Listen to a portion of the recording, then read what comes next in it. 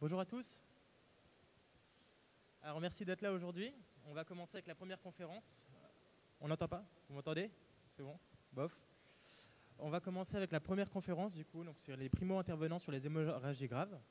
On est en présence de Claude Brunet, qui a passé plus de 20 ans au sein de l'armée française, à la Légion française, qui va nous présenter différentes solutions, différentes manières de s'équiper en cas de blessure grave, différents packs, etc. Donc Claude, je vous laisse la parole.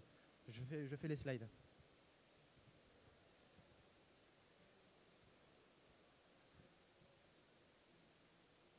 C'est bon?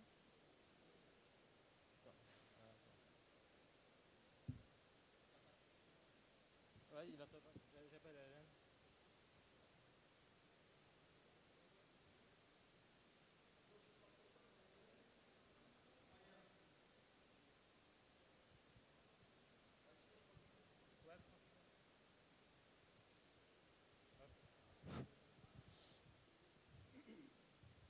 Donc, bonjour à tous, merci d'être venus sur la conférence SMH, Secourisme en milieu hostile. Donc, je vais vous faire une petite présentation de SMH.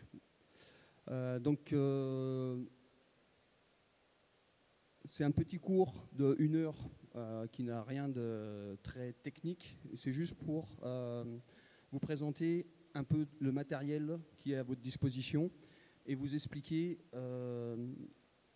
l'intérêt d'avoir du matériel sur vous en permanence. D'accord ? Donc on va voir présentation de SMH, un petit déroulé de 2 façons d'agir au niveau prise en charge de primo-intervenants entre le MARCH et le XABCDE. Vous dire pourquoi peut-être l'un est plus adapté aux militaires, l'autre plus aux civils. Quels items de secours utiliser en tant que primo-intervenant. Ne pas faire d'erreur dans le choix de vos items médicaux. Et ensuite, je vais faire une présentation de différents garrots pour avoir une idée un peu plus large que notamment le garrot réglementaire qu'on trouve dans toutes les unités qui est un peu dépassé. Les dispositifs hémostatiques, donc ça sera une petite explication notamment au niveau administratif et qu'est-ce qu'il y a comme famille d'hémostatiques. Les dispositifs de prise en charge thoracique, donc ça sera une présentation très simple aussi, ainsi que les kits qui sont à la disposition des unités ou des administrations. Donc il y aura une partie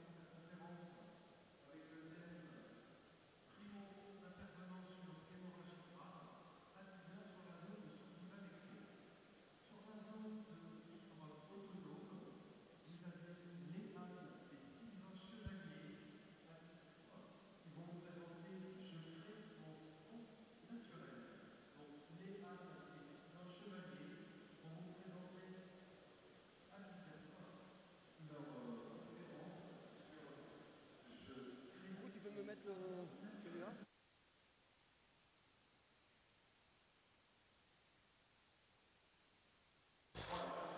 Hop. 1, 2, 1, 2. 1, 2, 1, 2. 1, 2, 1, 2. 1, 2, 1, 2. Donc, je reprends, après ce petit intermède publicitaire. Donc, je vous disais, voilà, il y avait des différents kits. Donc, il y a des kits réglementaires, et puis il y a des kits que vous pouvez vous procurer. Et donc, pour vous donner une idée de quoi mettre à l'intérieur. Et en fait, le dernier point, ça sera les erreurs à ne pas faire au niveau de l'équipement personnel de primo-intervenants.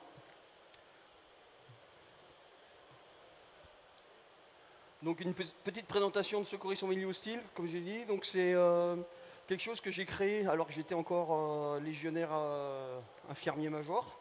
Il a fallu former de l'antipiraterie. Et en fait, les Anglais demandaient un examen qui n'était pas du tout connu en France, qui s'appelle le FPOS I et FPOS A. Donc c'est First Person on Scene.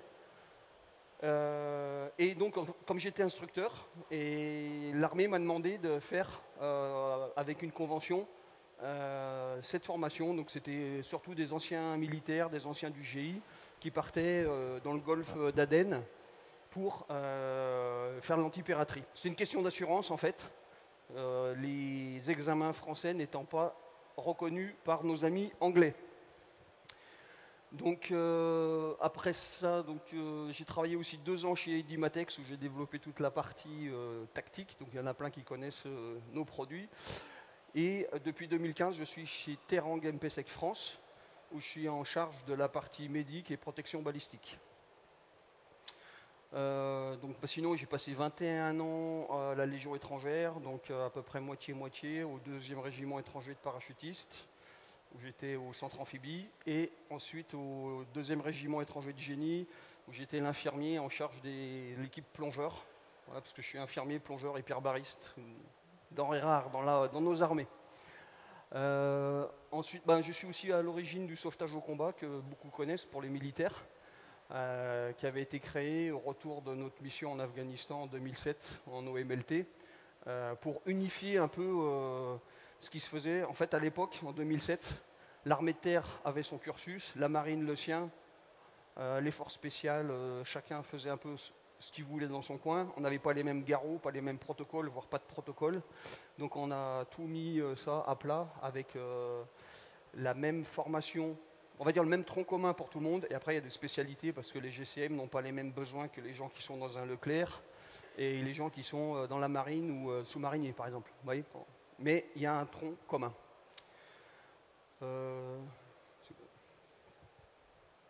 Donc je voulais vous parler notamment de 2 déroulés. Donc le plus connu, Safe March Ryan, qui est utilisé dans les armées. On a la version donc civile March. Et en fait, notamment sur ce que je parlais tout à l'heure sur les formations d'agents de sécurité armés et d'agents de sécurité renforcés ou bien de certaines unités, en fait on s'aperçoit que le Safe March Ryan c'est quelque chose de très très bien pour quelqu'un qui le domine en permanence. C'est super bien adapté pour les combats médics, les Oxanes, les brancardiers secouristes, les gens qui dans le groupe de combat ou dans l'unité travaillent ça en permanence et ont le matériel adapté. Donc en fait, moi je me suis aperçu que comme je recyclais les gens tous les 6 mois, et au bout de 6 mois, il y avait très très peu qui a été capable de me ressortir un Safe March Ryan. C'est-à-dire qu'en fait, ils faisaient le stage pendant 3 jours, tout va bien, ils partaient pendant 6 mois en mission, et quand ils rentraient, si on lui posait la question de le dérouler de Safe March Ryan, il y en avait très peu qui étaient capables de le sortir. Il y avait notamment les mêmes lettres plusieurs fois, etc. Donc en fait, il y a quelque chose qui est donc plus du côté anglo-saxon en Angleterre, on va dire, où vous avez en fait le XABCDE ou le XABC, qui est quelque chose de beaucoup plus adapté pour les civils, pour les primo-intervenants. Déjà ABC, très facile à retenir. Et donc, en fait, on va avoir à peu près le même déroulé, mais de version plus simple. C'est-à-dire que le marche de Massive Bleeding, en fait, ça va être le X. Donc, ça va être quelque chose de plus général. Pourquoi? Parce que ce X, c'est un peu comme le facteur X, c'est traiter tout ce qui tue en premier. C'est-à-dire que le mec, il est en train de se noyer, on va le sortir de la noyade. Quelqu'un a pris un coup de couteau, on va juguler l'hémorragie. Quelqu'un, je ne sais pas, risque une chute, on va le sécuriser. Vous voyez, c'est plus large que le M de Massive Blending qui est vraiment adapté au combat. Vous voyez la différence entre les deux? Donc pour le primo-intervenant, c'est plus adapté ce petit déroulé en fait. Ensuite, on va retrouver la même chose. Au lieu d'avoir ARC, on va avoir ABC. D'accord? Airway, airway. Respiration, c'est breathing. circulation, on va avoir la même chose, mais à chaque fois, ça va être des gestes beaucoup plus simples de secouriste. D'accord?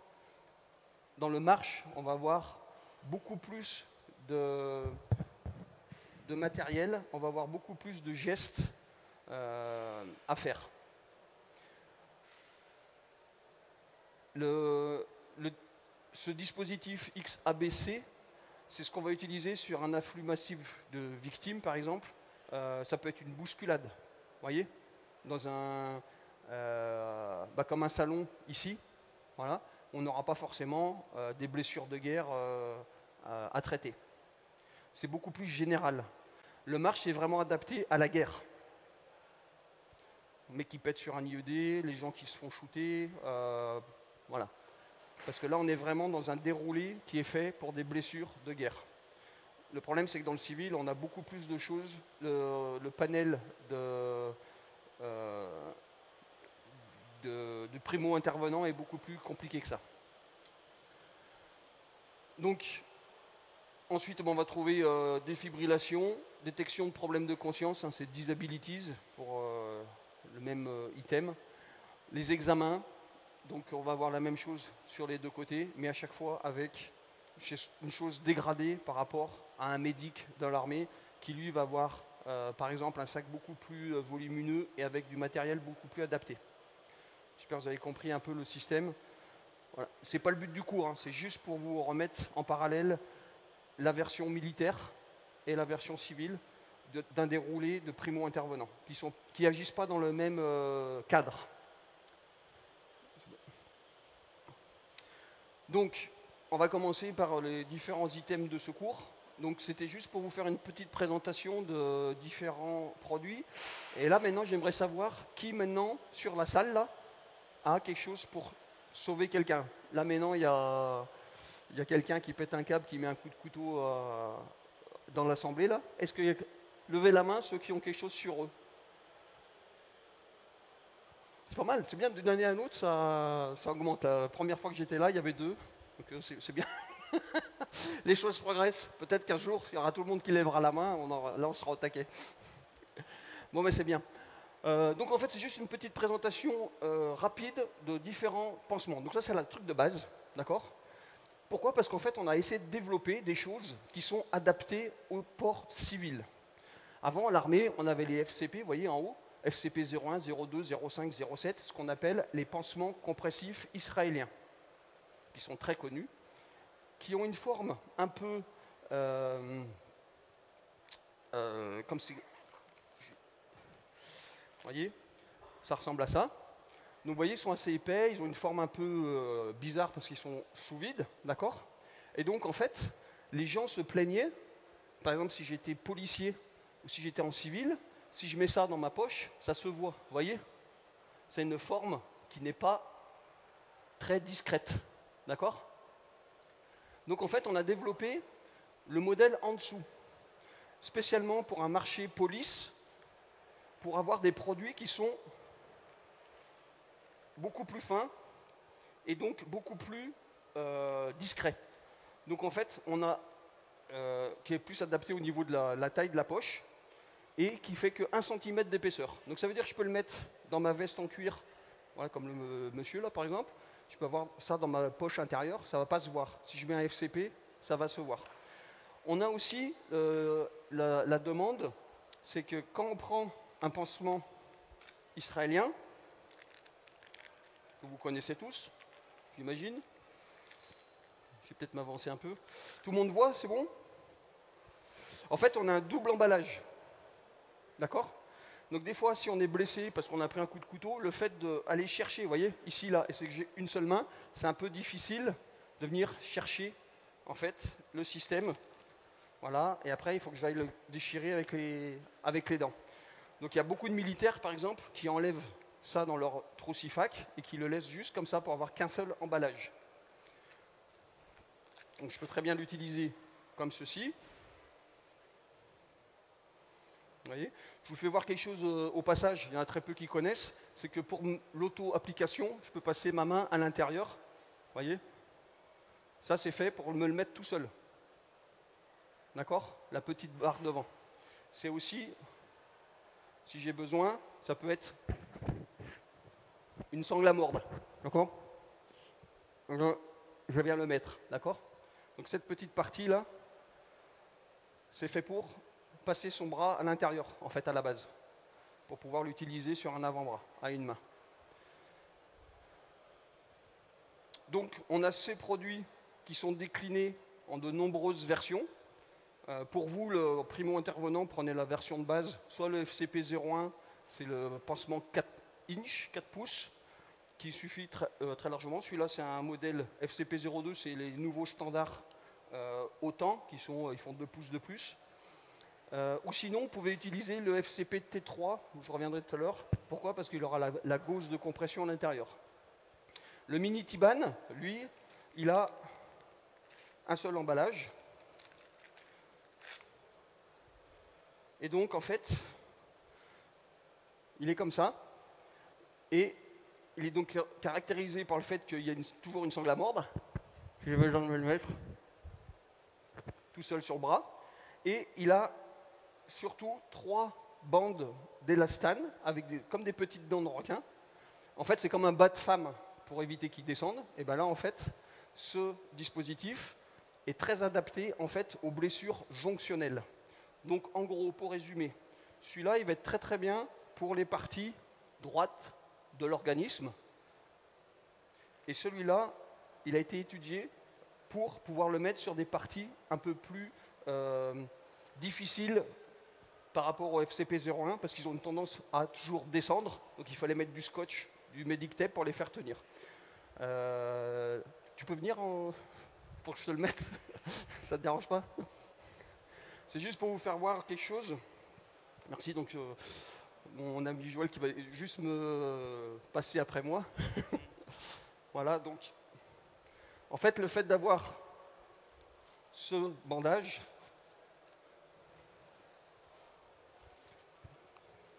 c'est qu'en fait, il sert vraiment très fort. Il a une compression beaucoup plus efficace et donc en fait il permet d'avoir sur des blessures jonctionnelles, que ce soit au niveau des épaules, du cou, de la main ou par exemple sur un genou, on va avoir une compression qui est beaucoup plus importante. Ça fait presque comme une orthèse en fait. Donc en fait ça va fixer un peu l'articulation. D'accord ? Donc c'est la différence. En gros, sur cette partie-là, le FCP va marcher très très bien. Et sur les... Donc je répète, merci, c'est très sympa. Si tu as besoin de moi après, je ferai le sparring partner si tu veux. Donc en fait, je répète, pour les blessures jonctionnelles, donc le cou, les épaules, le coude, le poignet, le genou, la cheville, éventuellement les blessures jonctionnelles au niveau du pli de laine, où là je vais mettre par exemple une bande ou quelque chose pour faire une compression plus importante au niveau de l'artère. D'accord ? Ensuite, on a les H-bandage. Donc, on a un dispositif en H. On va venir faire des croisillons comme ça. Alors, le problème de ce pansement, c'est, à mon avis, le pad. Il y a de la gauze dedans, mais il y a une espèce de papier pour le recouvrir qui est un peu fragile. Donc, c'est un très bon dispositif à l'hôpital. Par contre, en préhospitalier dehors, c'est quelque chose qui n'est pas très solide et qui n'est pas adapté forcément si c'est quelqu'un qui est en Guyane, par exemple, qu'on va trimballer pendant un bon moment dans la forêt. Il est assez fragile. D'accord ? Ensuite, vous avez les dispositifs un peu plus grands qu'on appelle bandage abdominal, mais le plus souvent, on les utilise sur les amputations aussi. Donc c'est des dispositifs comme le FCP09 et le Tiban XL. Donc c'est des gros bandages exactement pareils, mais ils font 30 cm par 30 cm. Donc ça c'est sur des amputations franches, comme quand il y a une voiture bélier qui est passée ou des choses comme ça. Donc ça c'est des produits qui sont soit pour un dispositif abdominal, soit sur des amputations traumatiques, comme on trouve à la guerre, hein, sur les pieds de mine et les choses comme ça. Enfin, on a le chute. Donc ça, c'est un dispositif civil qui est quand même assez déplacé et qu'on utilise en France au niveau du secourisme. Par contre, il y a très très peu de pays qui utilisent ce genre de produits qui sont déjà assez compliqués à mettre, parce que bon, vous voyez, c'est en deux parties. Donc généralement, on prend un truc, le machin tombe par terre, l'éponge, etc. L'éponge n'est pas absorbante, et donc contrairement aux autres pads qui, au contact du sang, se gonflent, là on a un dispositif qui n'est pas du tout absorbant. D'accord ? On a après d'autres dispositifs, hein, comme les Uriel israéliens, qui sont recouverts d'un dispositif bactériostatique. C'est du nitrate d'argent, par exemple, etc. Et donc, en fait, on a une très grande gamme de pansements. C'est des dispositifs aussi, je tiens à vous prévenir, c'est qu'il y a beaucoup de copies chinoises, notamment, qui sont disponibles sur Wish, etc. Alors, sur le coup, c'est sûr, c'est pas cher. Le problème, c'est que le fait d'avoir un dispositif comme ça, mais qui est disquisé au bout d'un mois, par exemple, après, vous êtes obligé d'en racheter un. Donc, c'est pas toujours intéressant d'acheter des produits de mauvaise qualité que vous devrez remplacer plus souvent. Par contre, ça peut être de très bons produits économiques pour faire l'instruction. D'accord ?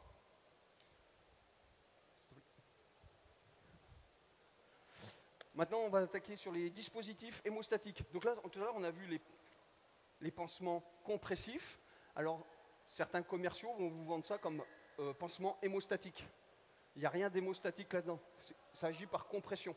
D'accord ? Le dispositif hémostatique, c'est quelque chose qui va avoir une action active sur les hémorragies massives. D'accord ? Il faut bien différencier compressif, hémorragique. Donc, dans les dispositifs hémostatiques, on a différentes classes de produits. On a d'abord les produits qui sont avec des contre-pressions. Vous avez tous vu dans les films où on mettait un Tampax dans un canal vulnérant d'impact de balle. Bon, c'est très compliqué à mettre parce que c'est déjà assez gros, parce que la balle 5,56, le point d'entrée est assez petit, donc il faut le mettre du côté sortie, et c'est quelque chose qui est très difficile aussi à enlever, c'est pas fait pour, d'accord ? Donc c'est un truc qu'on voit bien dans les films, mais dans la réalité, c'est très compliqué. Il y a des choses qui sont faites exprès pour, donc on a notamment la gamme RevMedix américaine, donc on a les X-Gauze. Donc ça se présente comme ça, vous voyez. C'est une espèce de gauze. Donc ça, par exemple, j'en vends beaucoup en Guyane, SAMU, pompiers, etc., sur les blessures de machette. D'accord ? Ça marche très très bien aussi à l'armée, sur les IED, les gens qui explosent sur des mines ou sur des engins télécommandés.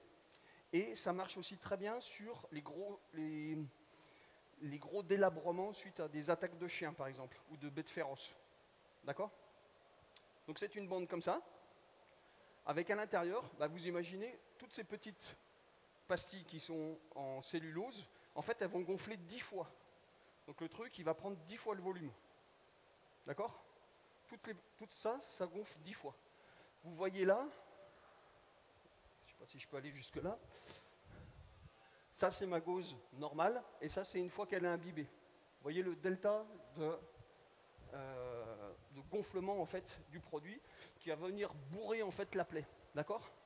Après vous allez bander ou mettre une petite griffe pour tenir la plaie. D'accord ? Donc ça c'est les X-Gauze. Là-dedans il n'y a rien de spécifique, sauf qu'on va faire une contre-pression. En gros c'est comme si vous avez 70 Tampax, quoi. D'accord ? Qui vont gonfler. Vous avez la même chose en seringue en dessous. Donc ça, j'en ai vendu au début à l'armée française. Le seul souci, c'est que pour des questions de marquage CE et d'accréditation, en fait, ils ont enlevé l'agrégant plaquettaire. Je reviendrai dessus tout à l'heure. Donc en fait, c'est comme si vous avez du papier mâché maintenant. Donc au début, la version initiale, qui n'était pas civile, marchait très bien. Donc elle a pile le diamètre externe. Tous les dispositifs médicaux, vous verrez, ils ont toujours un diamètre de 3,2 cm. C'est pas pour rien, c'est la sortie canal vulnérant d'une balle M43 AK-47 7,62 par 39. Que ce soit les dispositifs thoraciques ou les dispositifs hémorragiques. Donc cette seringue, elle fait 3 cm d'eau, on la met dans un impact de calage et on pousse en fait à l'intérieur la même chose qu'il y a dans cette bande, mais qui est dans une seringue. Alors ça c'est très bien pour le militaire de base qui n'a pas envie de mettre ses doigts dans la chair humaine, parce que du coup il y a une interface. Là je suis obligé de le bourrer à la main. D'accord? Ça peut rebooter certaines personnes. D'accord? Le fait d'avoir la seringue, je mets dedans, je vais propulser toutes ces petites pastilles de cellulose et qui vont venir gonfler 10 fois à l'intérieur de la plaie. Je bande et donc du coup, mon hémorragie est jugulée. C'est compris pour vous? Il y a des questions, on verra après. Il y a la même version, en version 1 cm 2 pour les calibres un peu plus modernes, rapides, style 6.5 Gridmore, et les calibres comme ça de sniper avec des balles vraiment très rapides. Ensuite, on a tout ce qui est poudre Celox. Donc ça, c'est un dispositif qui est très très vieux. Hein. Ça, on connaît le chitosan depuis à peu près 1876. Donc en fait, c'est un extrait de carapace de crevette. À la base, on s'en servait de colle. Puis on s'est aperçu qu'en fait, elle avait des propriétés hémostatiques. Donc c'est un dispositif qui est très très connu. Vous avez tous vu le film « Il faut sauver le soldat Ryan », où on met de la poudre dessus. Alors il faut savoir qu'à l'époque, au Deuxième Guerre mondiale, on avait une réaction thermique qui oscillait entre 50 et 95 degrés. Donc moi, quand j'utilisais ça dans les années 90, en Somalie, à Mogadiscio par exemple, le mec avait un impact de balle comme ça, on mettait la poudre dedans, et en fait, une fois qu'on enlevait toute la peau autour, et les tissus, les muscles qui étaient brûlés par la poudre, en fait, on avait des trous comme ça. Dans les années 86-89, ils ont enlevé un des adjuvants qui provoquait ça, et donc on a eu la même version, mais avec une réaction exothermique un peu moins importante. Mais on était quand même toujours dans les 50 degrés. Donc là, on avait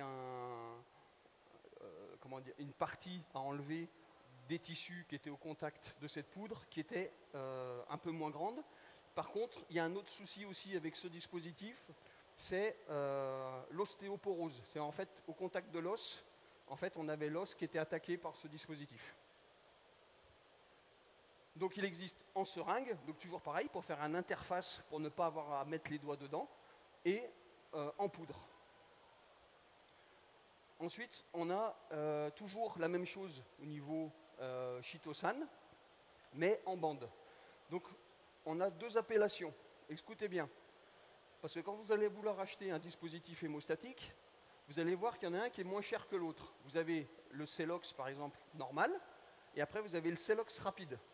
Le Celox rapide, en fait, c'est la version civile qui correspond au Quicklock Sport, chez son concurrent juste en dessous. Et en fait, c'est juste le fait qu'il est moins chargé. Donc il est moins cher. Donc suivant les usages que vous avez, par exemple si vous êtes policier, ben, il faut mieux acheter la version originale que la version civile dite sport. La version sport, c'est plus quelque chose qui est fait pour les mères de famille. Voilà, j'ai mon fils qui fait du hockey sur glace. À chaque fois qu'ils ont fini le match, ils se mettent des coups de crosse dans la tronche, sans casque, sans protection, en s'amusant. Bon, voilà, c'est utile la version sport. Par contre, si c'est sur un impact de balle, une blessure au couteau avec une artère qui est en train de pisser le sang, il faut mieux avoir la version originale. Donc attention avec les choses pas chères, c'est pas pour rien, c'est que c'est moins efficace. Ensuite, donc ça, vous avez compris, on a le chitosan en bande et en poudre. La bande, on les trouve aussi en différentes tailles. On les trouve en version rolled, comme on voit à côté, ou alors pliage en Z. Les militaires, pour une question d'emport, préfèrent les avoir en Z. Ensuite, on a le Quicklot. Donc le Quicklot, c'est le modèle réglementaire dans les armées françaises. Pratiquement toutes les armées de l'OTAN l'ont. Et donc c'est un dispositif qui, lui, est à base d'argile blanche. Et donc en fait, il faut savoir, hein, c'est qu'au temps de Napoléon, les soldats, ils avaient de l'argile. Ils se faisaient une boule d'argile dans la main, quand ils en avaient, qui était humidifiée avant la bataille. Et ils avaient ça dans la poche. quand le copain il se prenait une balle de 13 mm, vous savez, tous en ligne là, et ben c'était buddy head first, et en fait les copains, ils aidaient leurs potes qui avaient pris un gros impact, et ils prenaient cette boule d'argile qu'ils avaient dans la poche, et la mettaient dans la plaie en attendant que les brancardiers secouristes arrivent. Donc, le quick lot, en fait, comment ça marche? En fait, ça va absorber en fait, le plasma, etc. Et il va rester les globules rouges, les plaquettes et les globules blancs, enfin tout ce qu'il y a dans le sang, d'accord?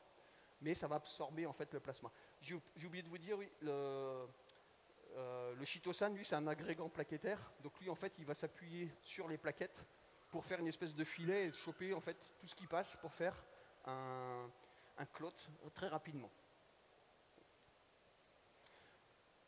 L'avantage du quick lot, pourquoi il a été utilisé dans les armées, eh ben, c'est surtout le fait de pouvoir être enlevé facilement, de ne pas avoir de tissus qui sont brûlés par l'action exothermique du chitosan, et donc qui est aussi très compact. Le quick lot, il a été aussi préféré au chitosan, c'est qu'au niveau de sa structure, pour le mettre dans une plaie, c'était beaucoup plus facile. Le chitosan est assez rigide, donc si on a une plaie de couteau Opinel par exemple, et ben en fait vous n'allez pas arriver à mettre dedans le Celox en bande parce qu'il est trop rigide. Par contre on arrivera à mettre le quick lot ou le wound clot en dessous parce que c'est une bande qui est beaucoup plus souple. Je termine avec le wound clot. Donc ça c'est la dernière génération de dispositifs hémostatiques. Donc c'est un dispositif, c'est une bande de cellulose non oxydée qui est sécable à la main. Donc ça veut dire que sur les blessures de défense, ça intéresse beaucoup les policiers parce que quand en fait ils vont intervenir sur une bagarre, on peut avoir plusieurs blessures. Elle est sécable à la taille.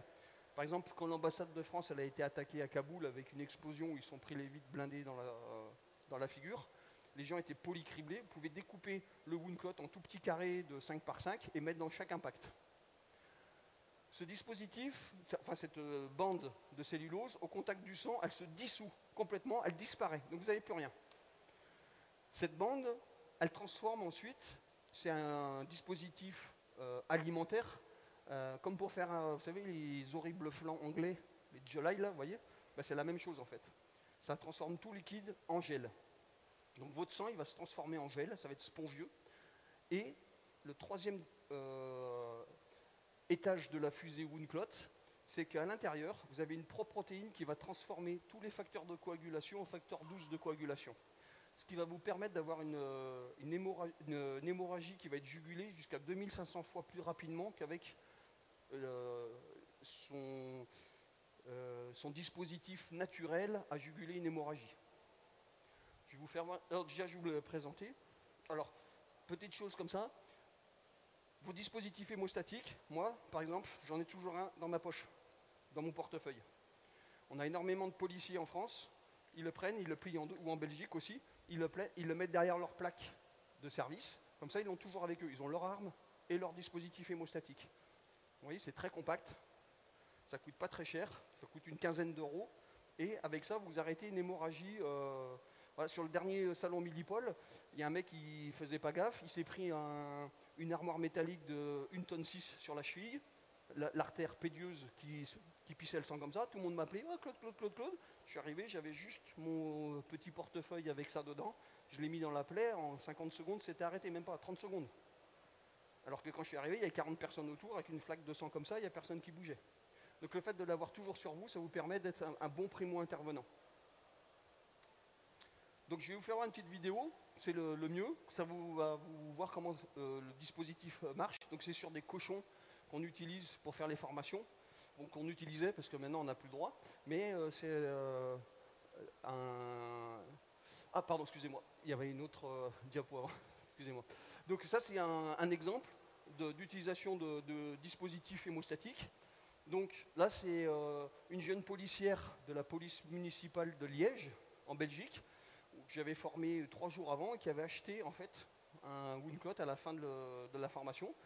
Donc elle arrive et donc sa collègue a pris un coup de couteau, on voit le couteau vulnérant à côté.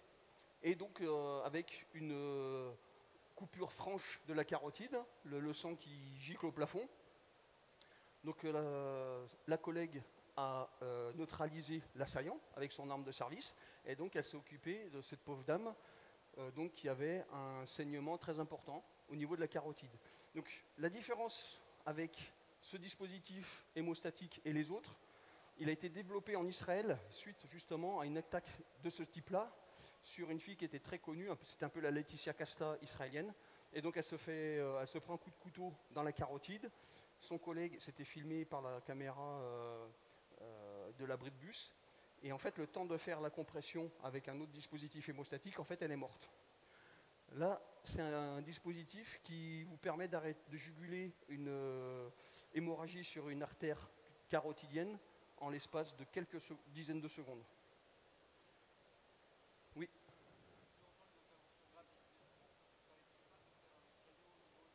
Non, en fait, il n'y a pas de caillots, justement. Il y a d'autres, comme la poudre.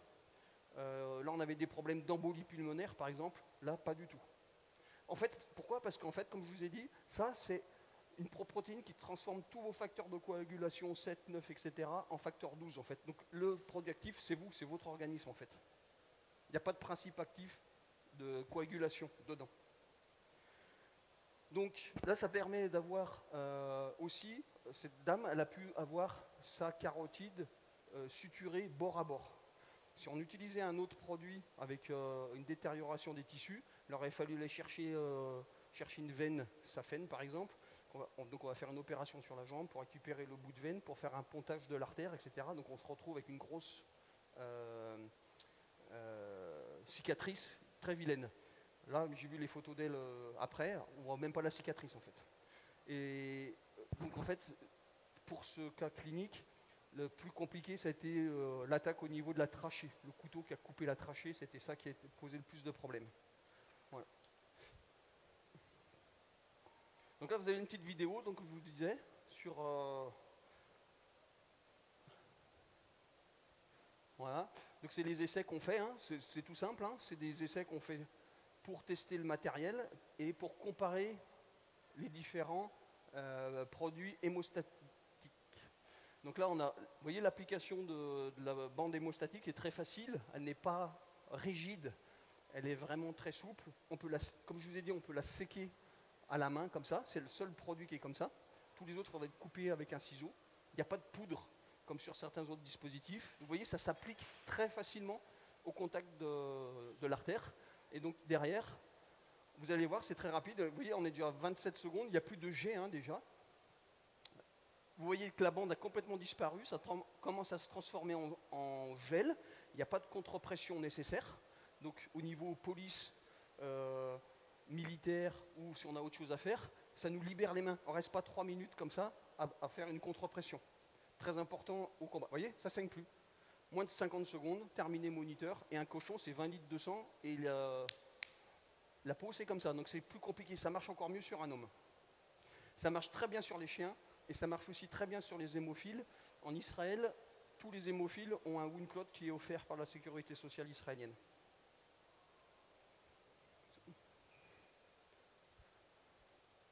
Voilà. Donc si vous avez des questions sur les hémostatiques, je resterai après avec vous pour les questions. Je voulais juste vous dire un truc, c'est que les dispositifs hémostatiques qu'on a, dessus vous aurez devant deux barrés. Ça veut dire quoi? Ça veut dire que c'est un dispositif médical classe 2B, donc ça veut dire que c'est en vente libre. D'accord? Pour l'instant, on a de la chance. Peut-être que ça va passer classe 3 et ça ne sera plus en vente libre. Et actuellement, c'est encore en vente libre. On ne sait pas comment va se passer la législation. Et vous avez un deuxième 2 barré, et ça veut dire que pour l'utiliser, il faut être formé. D'accord? C'est comme un permis de conduire. Les voitures, c'est en vente libre. Hein. Vous pouvez acheter une voiture quand vous avez 12 ans, par contre, vous n'avez pas le droit de la conduire. Bon, bah là, c'est la même chose. Donc, il faut vous former dessus avant de l'utiliser. Je fais vraiment un petit passe. Oui. 5 ans. 5 ans. Voilà. Ça a augmenté parce qu'avant, c'était 2 ans il y a encore quelques années. Au niveau des dispositifs thoraciques, donc on a le pansement 3 côtés, donc c'est sur les plaies soufflantes, vous ne pouvez pas les louper, hein, quand vous prenez un coup de couteau dans le thorax, vous avez ça bulle, et en fait ça fait un bruit très caractéristique, ça fait quelque chose comme ça, vous ne pouvez pas le louper, d'accord? Donc soit vous ne faites rien, ici en France, pas de problème, les secours arrivent rapidement, si vous êtes au fin fond de la forêt, ça peut être intéressant de faire un dispositif thoracique pour que en fait, votre poumon qui s'est affaissé reprenne une forme normale et que vous puissiez respirer plus ou moins normalement. Généralement, une fois qu'on a mis un dispositif à valve en dessous, au bout de 7 respirations, le poumon est revenu à pratiquement 90% de sa taille. Donc vous avez le modèle pansement de 3 côtés, donc c'est tout simplement un plastique, on va mettre 3 morceaux de scotch. Je vous ai juste mis ça parce qu'en fait, il y a un truc qui m'énerve, c'est que les gens font les 3 côtés avec du sparadrap, ça ne marche pas. Le sparadrap, il fait 2,5 cm, ça colle donc sur 1 cm maximum, et avec un peu de transpiration, le truc se barre. Donc en fait, votre pansement de 3 côtés, ça ou rien, c'est la même chose. Il y a du Medictape, c'est fait pour. Donc on s'est battu dans l'armée pour qu'il y en ait dans toutes les tiques, parce que c'était une question d'argent. Voilà, entre un truc qui coûtait 1 euro et 4 euros. Voilà. Mais ça sauve des vies. Donc vous avez 2 modèles, hein. Vous avez le modèle qui est roulé et le modèle qui est plat. Le modèle étant plat, c'est pour les dispositifs plutôt policiers ou port discret. Ensuite, vous avez les dispositifs à valve, donc vous en avez toute une ribambelle. On va retrouver le même diamètre de 3,2 cm qui correspond à un canal de sortie d'une balle de Kalachnikov, que vous allez placer. Tout simplement, vous avez 2 poumons, donc c'est jamais plus de 2 pansements ventilés, parce que ça ne sert à rien d'en mettre 2 sur le même poumon. Vous allez diviser la pression du poumon sur 2 valves, et donc du coup, vous n'aurez pas la puissance suffisante pour que la valve marche. Donc c'est un seul pansement à valve par poumon, pour avoir la puissance suffisante pour faire marcher la valve. Tout le reste, vous mettez un pansement étanche qui est en dessous pour tous les autres impacts, que ce soit d'entrée ou de sortie. S'il vous plaît. Ensuite, donc, on va voir les garrots. Donc, garrot, c'est sûr que si je suis commercial d'une marque, je vais vous dire mon garrot, c'est le meilleur, c'est le plus fort, c'est le plus beau, il fait tout et tout va bien. Et en fait, dans la vraie vie, ça ne marche pas comme ça. Donc, vous avez des garrots qui sont faits pour les enfants. Pourquoi? Parce qu'ils vont avoir un diamètre très petit, notamment le RMT Child. On l'a développé aux États-Unis, mais en fait, pour le marché européen, suite aux attentats de Zaventem et aux attentats de Nice. Donc il se fait sur un diamètre à peu près gros comme mon pouce. Quelque chose d'important, on ne met jamais de garrot sur un enfant de moins de 18 mois. Un simple lien avec quelque chose pour le bloquer, une pince, n'importe quoi, ça suffira. Ensuite, on a les garrots normaux qu'on va trouver le plus dans le marché. Donc c'est tout ce qui est CAT et tout ce qui est SIC. Donc le SIC, c'est un CAT plus rustique qui nous vient d'Ukraine. Vu les événements actuels, ils ont balancé la production dans les pays baltes. Et donc en fait, au lieu d'avoir des parties plastiques, c'est que du bon acier des pays de l'Est. Ensuite, vous avez le garrot réglementaire softé qu'on retrouve sur les centrales d'achat françaises, à l'armée, etc. Ça fait des années qu'il doit y avoir un nouveau marché pour le changer, mais ça ne se fait toujours pas. À savoir qu'il n'est plus valide TECC, T3C. Pourquoi? Parce qu'il n'est pas assez large. Tous les garrots doivent faire 1,5 inch de large. Celui-là, il fait la moitié. Donc en fait, il fait des grosses lésions au niveau des cuisses quand on le met, quand on doit le serrer. Ensuite, on a les garrots à cliquet du style RMT. Donc on a... Voilà, c'est des garrots comme ça. Donc ça, par exemple, c'est les pilotes d'hélicoptères en France, ils en ont tous. Ils se les mettent en préventif quand ils sont dans l'hélico. Et si jamais ils prennent une balle, ils ont juste deux coups de cliquet à faire. Terminer moniteur, je saigne plus et je peux rentrer à la base. Donc eux, ils ont une sangle à mordre. Hein, donc si je le mets comme ça... Et après, j'ai plus qu'à cliquer. L'avantage, c'est que même si j'ai pris un coup de couteau dans la main, je peux l'utiliser aussi comme ça. D'accord? Sur ces genres de garrots, tous les garrots, au bout de 20 minutes, ils vont commencer à ressaigner. C'est normal, c'est physiologique. Votre muscle, il est sous pression. Une fois qu'il n'y a plus d'oxygène, les fibres musculaires se relâchent et on a une reperfusion. Donc l'avantage avec les garrots à cliquet, c'est qu'à 20 minutes, vous remettez un clic, terminé. Sur les autres modèles, il faut mettre un deuxième garrot, parce qu'on ne peut pas faire un deuxième tour.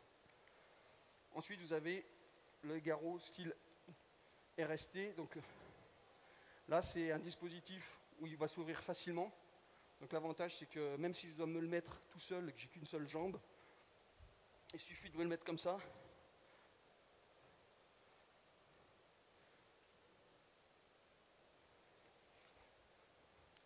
Et même à une seule main, je me le mets très très facilement. Alors ça, c'est le garrot à cliquet. Ce qui est bien, c'est qu'on a des unités qui l'utilisent depuis des années, comme la brigade de sapeurs-pompiers de Paris. Et l'avantage, c'est qu'une femme qui va faire 45 kg, elle peut le mettre très facilement sur quelqu'un qui en fait 150. Même au petit doigt, elle va arriver à cliquer le cliquet.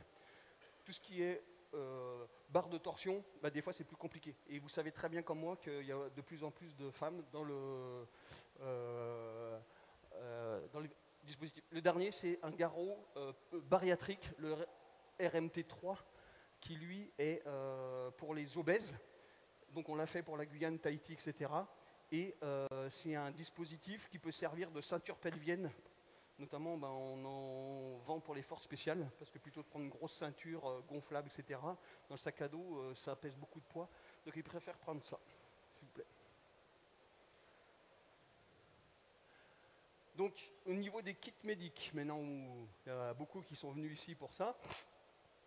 Donc, on va avoir différents levels de kits médics. Donc, on aura le kit qui se porte chaque jour. Donc, c'est ce qu'on appelle EDC pour Everyday Carry. Et donc, c'est vers quoi il faut tendre. Il faut savoir qu'en France, on a à peu près 83 000 agressions au couteau. Alors, je ne dis pas que les gens se sont fait planter, mais il y a 83 000 fois les gens sortent un couteau. Il y a beaucoup d'actions malveillantes ou même de raquettes, etc. Et chez les plus jeunes. Donc, vous n'êtes pas à l'abri d'avoir à vous en servir un jour parce que vous êtes dans un bar ou chose comme ça, quelqu'un qui s'énerve, il met un tesson de bouteille sur la figure de quelqu'un, de la serveuse, parce que le thé, il n'était pas chaud, j'en sais rien. Mais voilà, on est là au mauvais moment, au mauvais endroit, ça arrive, et ben au moins on ne reste pas les bras ballants, on a de quoi faire quelque chose. Donc première chose, c'est d'avoir, comme je vous ai dit tout à l'heure, votre portefeuille, vous avez votre dispositif hémostatique dedans, vous êtes dans le train, je ne sais pas où, quelqu'un qui prend un coup de couteau, vous pouvez intervenir, ça va marcher, vous allez arrêter l'hémorragie.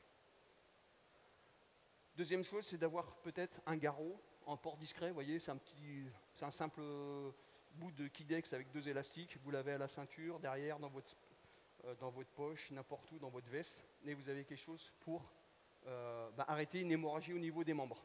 Il faut savoir que dans toutes les agressions, dans 70%, les membres sont touchés, parce que c'est le réflexe qu'on va se défendre.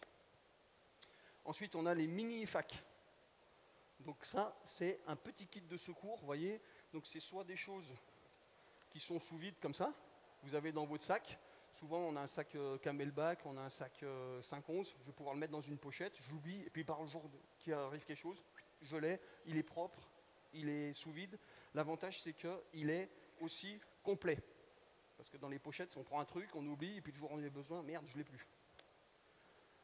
Et après, vous avez des sortes de petits portefeuilles comme du style Love the Creed ou Northman.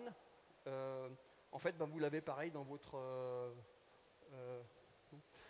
vous l'avez en fait dans votre fond de sac, vous l'avez dans votre pantalon, dans une poche cargo par exemple, et donc vous l'avez toujours avec vous, avec une paire de gants, un dispositif hémostatique et puis un petit bandage compressif par exemple. Là, ça vous permet de faire des choses déjà très correctes. Donc ces dispositifs, vous pouvez les faire à la maison, hein. Vous achetez comme moi, là, vous voyez, vous achetez une petite machine pour faire le sous-vide, et donc vous avez votre kit qui est adapté pour vous. Vous pouvez faire un kit pour votre chien, par exemple, vous pouvez faire un kit pour vos enfants, avec un garrot pédiatrique et des choses adaptées aux enfants, etc. Ça peut être aussi, je ne sais pas, vous êtes une famille nombreuse, vous pouvez faire un kit plus complet avec 2-3 produits en double dedans. Enfin, vous avez le kit de cheville. Donc le kit de cheville, c'est quelque chose qui est réglementaire en France. Il faut savoir qu'en France, on a mis en place les agents de sécurité renforcés, les agents de sécurité armés. À partir du moment où on a une arme, alors ça c'est bien parce que quand l'État ne paye pas, il fait acheter les trucs qui vont bien. Par contre, quand il faut équiper la police ou la gendarmerie, là, il y a moins d'argent. Je peux vous dire, parce que je fais les marchés des deux côtés. En gros, vous avez l'État, quand il demande aux agents de sécurité de s'équiper, il vous impose une trousse à 200 €. Et quand il faut équiper les pauvres policiers, le budget, c'est plus dans les 20 à 30 €. Vous voyez, le delta est différent. Et je pense que c'est dans tous les pays pareil. Donc, le kit de cheville permet en fait aux agents de sécurité armés d'être prêts et en mesure de soigner la personne qui, soit eux, ont neutralisé, soit qui ils vont intervenir en fait sur les gens qui ont été agressés par une personne malveillante. Donc ce kit, en fait, il se porte à la cheville. Bon, ça c'est un modèle. Il en existe plusieurs modèles. Et l'avantage, c'est que vous l'avez toujours avec vous. Donc dedans, vous allez retrouver différents items, le garrot, les gousses de compression, hémostatique et un pansement compressif, une paire de gants. Et vous avez de quoi faire, en fait, tout ce qu'il faut pour sauver quelqu'un au niveau des hémorragies. Donc ça, en France, à partir du moment où vous êtes armé, dans le civil, vous devez avoir ce dispositif avec vous. Donc c'est qui les gens armés, hein? C'est par exemple les gens qui sont sur des sites Céveso, ou des gens qui sont sur Euro Disney, les parcs comme ça. Voilà. Pour les policiers, nous on essaye de les, type bac, choses comme ça, on essaye de les sensibiliser au fait que d'avoir une arme pour intervenir en permanence, c'est bien, mais d'avoir aussi le kit médic qui va bien derrière, c'est encore plus utile. Pourquoi? Parce que c'est mathématique.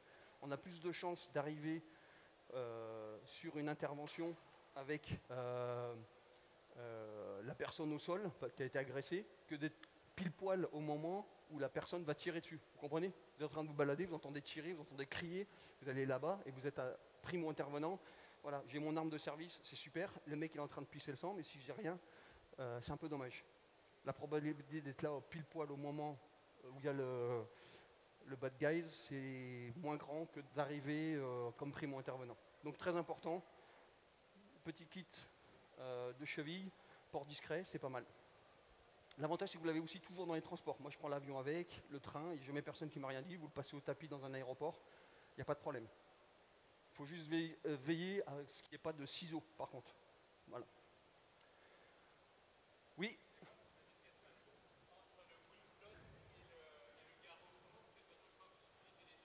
Ah oui, garrot, c'est pour les membres. Le wound clot, ça peut être pour n'importe quel. Ça peut être dans le foie, ça peut être partout. Ben, si on n'a pas de garrot, par exemple, si on a 2 membres touchés, je vais utiliser le garrot sur la plus grosse hémorragie et le deuxième, je vais la juguler avec le wound clot. Par contre, ça peut être aussi si j'ai une blessure. Je vais te donner un exemple. Là, je suis allé voir des mineurs à côté de Verdun il n'y a pas longtemps. Ils se sont cartonnés avec le kangou dans un camion. Le mec a fait ça, le toit est venu, a plié comme ça lui a ouvert l'artère qui est axillaire là-dessous. Et bien en fait, le collègue qui était pourtant avec le siège cassé, le toit sur la tronche, il a réussi à sortir son wound clot de son portefeuille et il lui a mis comme ça. Ils ont mis 2 heures à sortir les mecs de la voiture. Il a fallu avoir un Manitou pour lever le truc, la semi-remorque. Je peux vous dire que le mec avec l'artère qui pissait le sang pendant 2 heures, je ne vous fais pas de dessin. Voilà. Donc ça, moi je ne vous dis pas comment il va falloir intervenir, je vous dis voilà, le matériel à avoir, qui est pas mal, pour pouvoir intervenir. Après, ça sera à vous de jouer. Hein. Après le kit de cheville, vous avez aussi, par exemple, je vais avoir le kit de cheville, je vais enlever le garrot, je vais mettre autre chose à la place, et par contre, je peux avoir une ceinture comme ça qui fait garrot. Bon, là, c'est un peu compliqué à l'enlever, on peut le faire. Je vais essayer sans enlever le micro. Il reste combien de temps?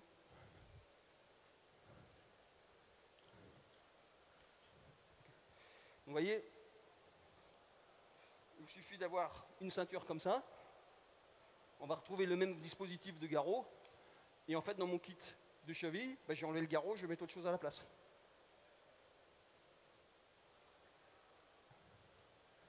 Ensuite, on a les trousses véhicules. Donc, c'est des sacs comme ça, en bandoulière, où à l'intérieur, en fait, vous allez pouvoir avoir beaucoup plus de matériel.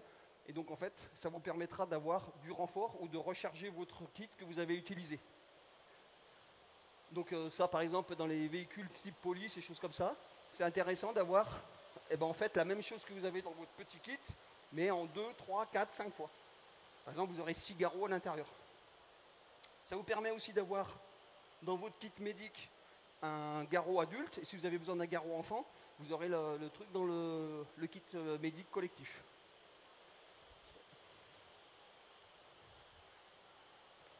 Donc, maintenant, on va finir par ça. C'est les erreurs à ne pas faire. La première, c'est de regarder les tutos sur Internet, même les miens, hein, et se dire, bah, je vais acheter le truc, j'ai regardé le tuto de Claude sur secourisme en milieu hostile, et c'est bon, je sais faire. Non, il faut faire un stage, pratiquer, avoir les bons gestes, et savoir pourquoi je fais ça. Donc il y a une multitude de stages. Vous avez les TECC, T3C, les FPOS. Moi, je fais des stages pour le ministère des Affaires étrangères, pour les gens qui travaillent dans les mines, les ambassades, choses comme ça. Certaines polices municipales qui sont très exposées. Mais il faut vous former. La formation, ce n'est pas 5 minutes sur Internet. J'ai des formations sur Internet, mais c'est plus dans le but de faire un refresh. D'accord ? Ensuite, s'équiper, parce que si on est formé mais qu'on n'a pas de matériel, forcément, c'est un peu la misère. Vous allez mettre vos deux mains comme ça et puis vous ne ferez rien de plus. Alors moi, je suppose qu'il y a des professionnels de santé ici. Moi, il y a un truc qui me semble bizarre, c'est si je suis professionnel de santé, que je sais que je peux arriver sur un truc et que j'ai rien sur moi, vraiment, je serais dégoûté, quoi. Donc le fait de toujours avoir quelque chose sur moi, alors c'est peut-être des formations professionnelles par rapport à mon passé à la Légion, mais moi, je ne peux pas rester sans avoir de matériel sur moi prêt à intervenir. Peut-être que je n'utilise jamais, mais le jour J, si j'arrive et que j'ai juste les deux mains à poser comme un con, ça ne sert à rien. Ensuite, il faut s'entraîner. Moi, par exemple, dans les ambassades, je leur dis, vous sortez le garrot chaque premier lundi de chaque mois, vous sortez le garrot, vous apprenez à mettre le garrot. Comme ça, du refresh, pour que le jour J, vous soyez capable de le mettre facilement, sur vous, sur une tierce personne.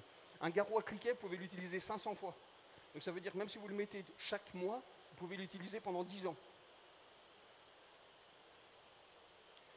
Ensuite, les matériels médicaux. Donc attention, moi j'ai même des clients, ils me demandent, ils achètent des trucs de l'espace, ils ne savent pas s'en servir, et en plus ils n'ont pas le droit de s'en servir. Donc par exemple, tout ce qui est seringue d'exsufflation et choses comme ça, alors ils ont vu ça sur certains stages ou des choses comme ça, ou ils ont vu ça sur des tutos, ou je ne sais pas. Et les gens, ils achètent des dispositifs médicaux qu'ils n'ont pas le droit d'utiliser en France.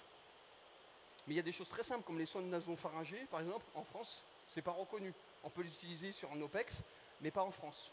Donc attention de ne pas acheter du matériel dont vous n'avez pas le droit d'utiliser. Ensuite, quand vous utilisez un dispositif hémostatique, là, comme je vous ai dit, le WoundClot, le QuickClot, le Celox et tout ça, n'oubliez pas de le mettre avec la victime. Donc quand vous allez faire le bandage, vous allez mettre l'emballage dedans et vous allez fermer le bandage. Comme ça, quand la personne va arriver à l'hôpital, les chirurgiens, ils n'ont pas la science infuse, ils vont déballer le pansement, et ils vont tomber sur l'emballage du WoundClot, ils vont aller sur le Vidal et regarder comment on enlève le WoundClot. Très important ça, de bien mettre l'emballage avec la victime. Si vous donnez comme ça aux pompiers, il y a au moins 50% de chances que ça se perde. Ensuite, le sac au véhicule, ça c'est l'erreur classique.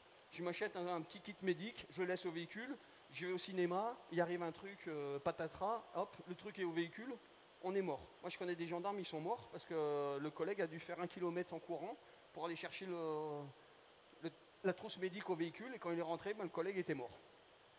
Voilà. Donc, merci pour votre présence. Je sais que c'était un petit peu dense. Donc, si vous avez quelques questions, je suis là pour répondre vite fait. Sinon, vous pouvez me suivre donc, sur Instagram ou sur YouTube. C'est le même insigne que ça. Hein. C'est pour ça que j'ai mis le beau t-shirt, pour que vous le reconnaissiez. Et comme ça, en fait, je poste des vidéos qui vous permettront de voir l'utilisation des différents kits que je vous ai présentés.